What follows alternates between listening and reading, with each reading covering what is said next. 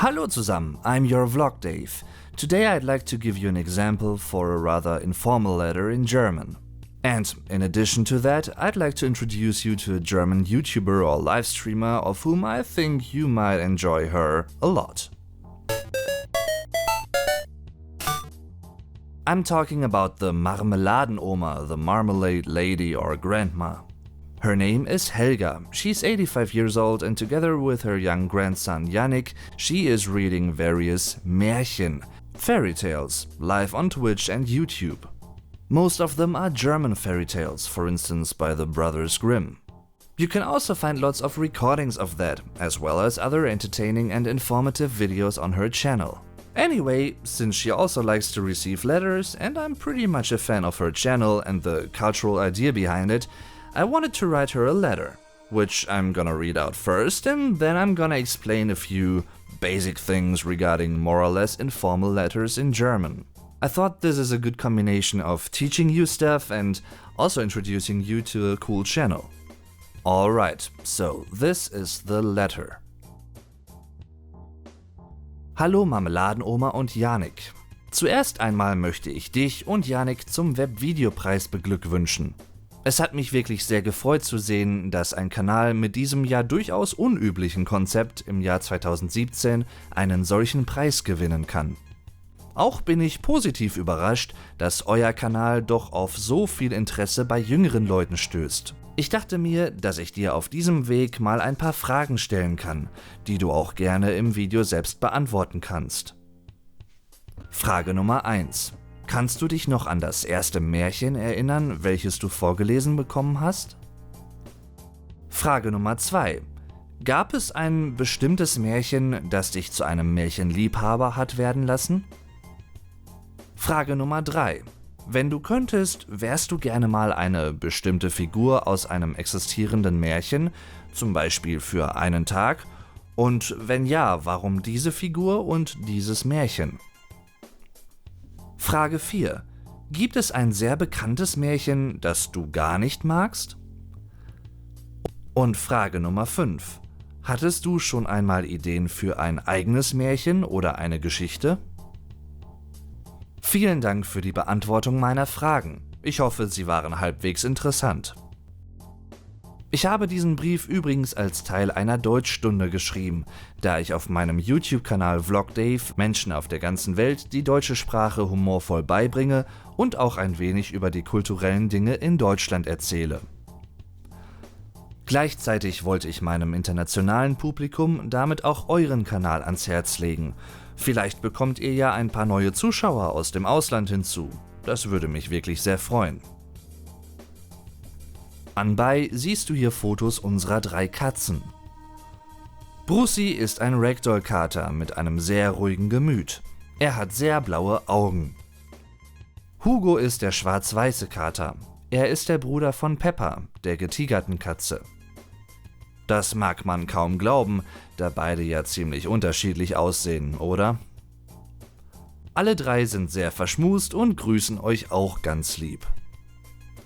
Bitte macht noch lange weiter so. Die deutsche YouTube-Szene und auch Deutschland braucht Leute wie euch, die Kultur weitergeben und sie lebendig halten.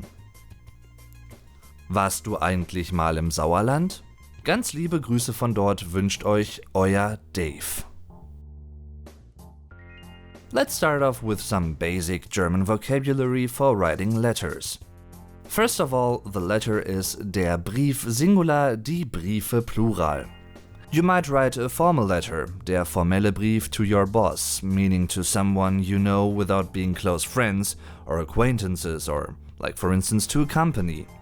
In contrast, you might rather write an informal letter, der informelle Brief, for instance, to a friend, an acquaintance or, as it's the case here, a person you don't know personally, but who offered the du to you, the informal form of address. In Germany, it's pretty much common sense that the older person in a conversation is the one to offer the informal form of address. There is a huge difference between saying du and sie, which both get translated with you in English. There is more to this topic and I made a whole video about that, so you might want to check that out. Hence, this letter also contains rather informal Personalpronomen, personal pronouns. Greeting someone at the beginning of a letter heavily depends on whether it's a formal or an informal letter.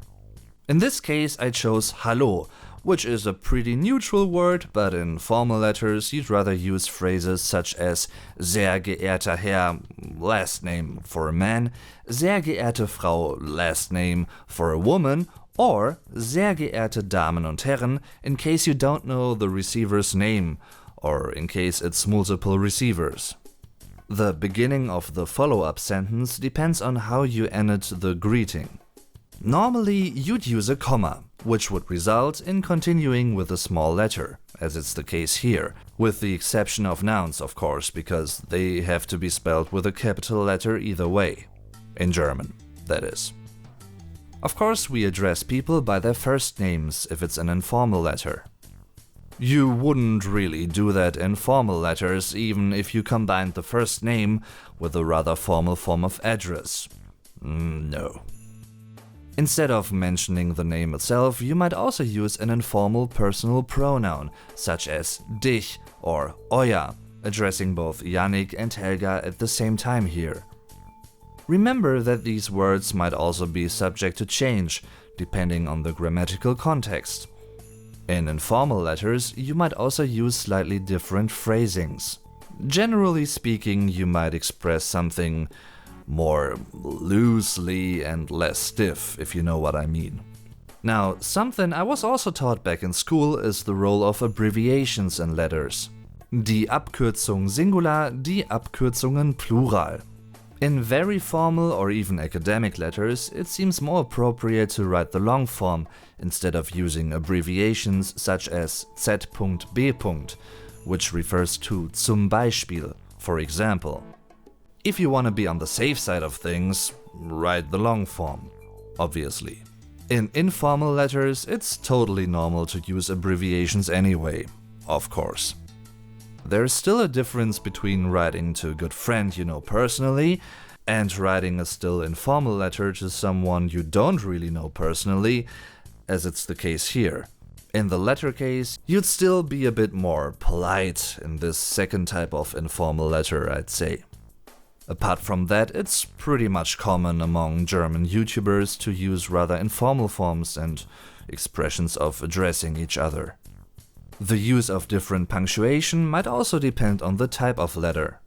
For instance, you wouldn't use too many Ausrufezeichen in rather formal letters, whereas in informal ones you might as well be highly colloquial and use 2 or even 3 of them in a row in order to strengthen your statement. Ich freue mich auf dich! Ausrufezeichen, Ausrufezeichen. It's das Satzzeichen Singular, die Satzzeichen Plural. Der Punkt Singular, die Punkte Plural. Das Ausrufezeichen Singular, die Ausrufezeichen Plural. Das Fragezeichen Singular, die Fragezeichen Plural. While some words and phrases are more specific to this informal context, other expressions can be used and found in both formal and informal letters. One of these, well, diverse terms might be anbei. Typical phrases would be anbei finden Sie and anbei findest du for one person and anbei findet ihr for multiple people for informal letters. However, this phrase is rather typical for formal letters, but in a more distant yet informal context, like this one, you could also use it. A typical ending for an informal letter would be liebe Grüße, which means best greetings or even lovely greetings, translated literally. Or you could use a similar form, ganz liebe Grüße. In formal letters, it's common to use the distinct phrase mit freundlichen Grüßen, which is then followed by your full name in the next line. Whew, yeah, that was a lot of stuff to digest, I know. I hope you enjoyed this video though, and don't forget to check out the Marmeladenoma. Thanks for watching the video. If you enjoyed it, don't forget to leave a like and to share it with other people. And if you want to support this channel even more, check out my Patreon page. A little tip per video can make a difference and help me a lot. Also feel free to follow me on social media. I'm your Vlog Dave. Tschüss und bis zum nächsten Mal.